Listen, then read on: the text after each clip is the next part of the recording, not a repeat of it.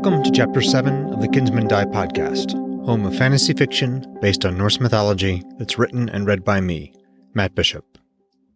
I've written 2 novels, Kinsmen Die and Dark Grows the Sun. They are the first 2 books in my series called And the Heavens Burn.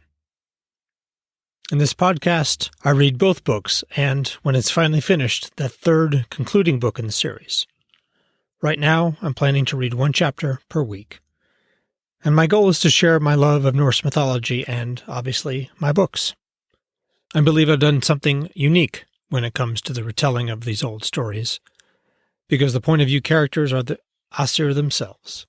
Everything you'll hear is based on my interpretation of the source materials, the Poetic Edda and the Prose Edda, along with a stack of books that discusses the myths and another stack of academic articles that do the same. In the last chapter, we left Vidar fumbling awkwardly through an interaction with the leaders of Hals, who, it seemed, had lost everything. In this chapter, we're back with Odin, who is kind of pissed that Heimdall is, well, pissed. Let's do this. Chapter 7. Odin. Odin folded his arms across his chest. How much longer is this going to take, Baldur? It's not Sather, father. It takes a little time to work. Baldur held a metal dish in front of Heimdall and wafted pungent gray smoke into his slack face. Certainly wasn't magic. If he'd just used his healing charms, Heimdall would already be awake and telling all he heard, and probably vomiting the foul contents of his stomach onto the floor. Frigg set a hand on Odin's arm, no doubt a gentle attempt to urge patience. But if the Jotun had attacked, and Vidar needed help, every moment counted. Odin gestured for his bearsarks, Gulfin and Rota, to approach from where they stood, watchful, by one of the side doors. Before he'd left, he'd instructed his bearsarks to help Frigg. Gulfin was one of the oldest, while Rota was one of the youngest. Gulfin was burly, his beard grizzled and his forearms scarred above the runes tattooed around his wrists and neck. One of his nostrils was notched from a Draugr's bone blade. Rota was every bit as strong as Gulfin, despite her comparative slimness, the elm to Gulfin's stout ash, and with a glare sharper than a bared knife. Her leathers hid the blue tattoos around her wrists, but those encircling her throat were visible. Together, though either could have done it alone, they hauled the dead-drunk Heimdall upright.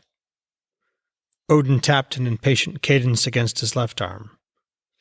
How long before it works? Not long, Baldur said. I'll clear the hall. Frigg strode to the edge of the raised platform where the Jarl sat. Friends and guests, she began. Jarl Heimdall's unique powers of perception. And that was all he heard, for he looked up toward the hall's doubled roof at the first whispers of the familiar, croaking voices inside his mind. At its highest point, the upper roof was about 6 spear lengths high. A gap yawned between the point where the lower roof ended and the overhanging upper roof began. That gap, maybe a sword lengths tall, let smoke from the hall's fire pits rise up and out. It also let in a bit of the day's mellow, nearly midday sunlight. And right now, it also allowed his ravens to enter. They hopped in, croaking, heads darting sharply.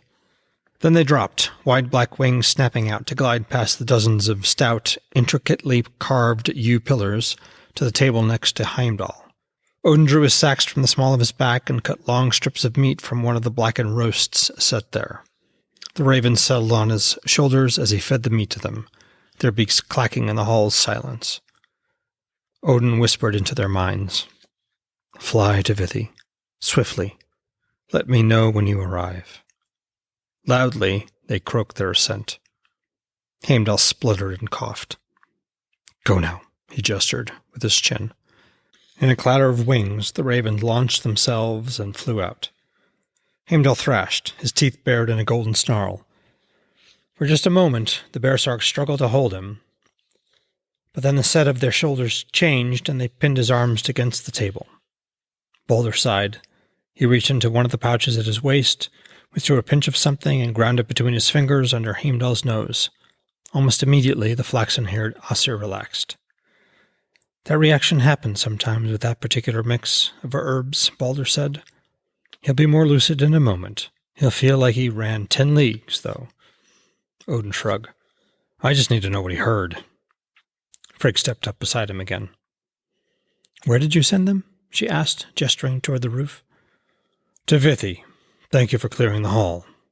Frigg nodded once and was about to speak, but Heimdall sighed loudly as his eyes crawled open, showing bloodshot orbs that were focused either very far away or very deeply inward. Odin glanced at Balder, who nodded back. Speaking as he might to a dazed man on the battlefield, Odin said, Heimdall, can you hear me? Heimdall coughed. Aye, Allfather, I can. His head wobbled, and his bloodshot eyes refocused downward to stare blankly at the table's smooth, stained wood. At least he had some shame. What did you hear, Heimdall? Whose horn? Vithi's, I think, Allfather. Heimdall coughed again, wincing. You think so? I need you to be certain.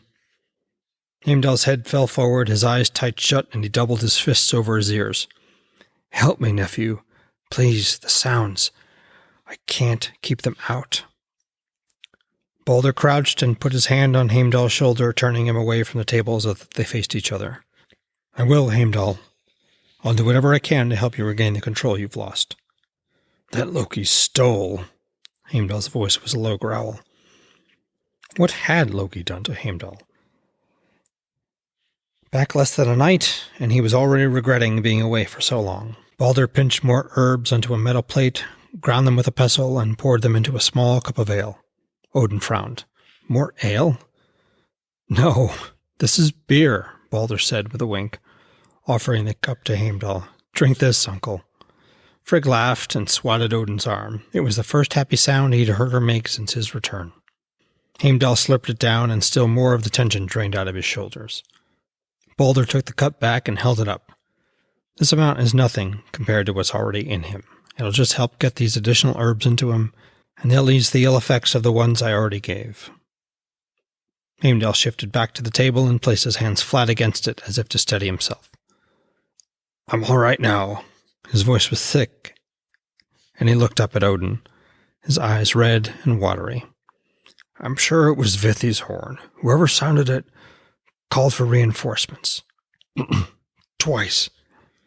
Odin nodded. Good, thank you. He pointed at Gulfin and Rata. Drag Heimdall up to the promontory and face him toward Hals. Pry his eyes open if you have to, but I want him looking. One of you come tell me what he sees. I'll be with the Einherjar.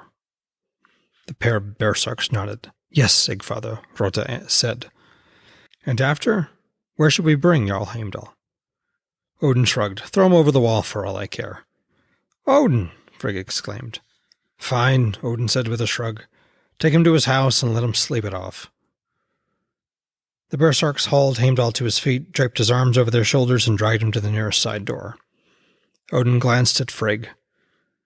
Did Saglin send out the Einherjar earlier? If they did, the gatekeeper didn't inform me, she said, implying perhaps that would not have happened. Odin frowned and thumped the table with his fist. If Vidar had called for help, the situation was serious. Probably. Vidar was smart and clever, but sometimes a little too cautious. But to call for help... We need to speak about him, Odin, Frigg said in a low voice, touching his arm. Vidar? No, Saglund. We need to rein him in. Perhaps, but it will wait until I return. Well, folks, that was Chapter 7 of Kinsmen Die. I hope you enjoyed it. Odin knows now that his son Vidar called for help, but he doesn't know why, because Heimdall, the eyes and ears of the Aesir, was a bit less than helpful. I'm a big believer in value for value, so I have several requests. Please leave a review on whatever podcast app or platform you use. They really help. And please share the podcast. That also helps a ton. And finally, please consider supporting my work by buying my books on Amazon or in some other way. Likes, follows, Patreon locals, a boost to the Lightning Bitcoin network, etc. And just as a note, I'm working to get my books back onto Apple and onto Google. So there will be those options available as well. And as always, I'd enjoy hearing from you. You can email me at mattbishopwrites@gmail.com. And with that, I will leave you with this thought from the sayings of the High One, Odin himself. And this is the Bellows translation, available on Sacred Texts. Verse 7. The knowing guest who goes to the feast in silent attention sits. With his ears he hears, with his eyes he watches. Thus wary are wise men all.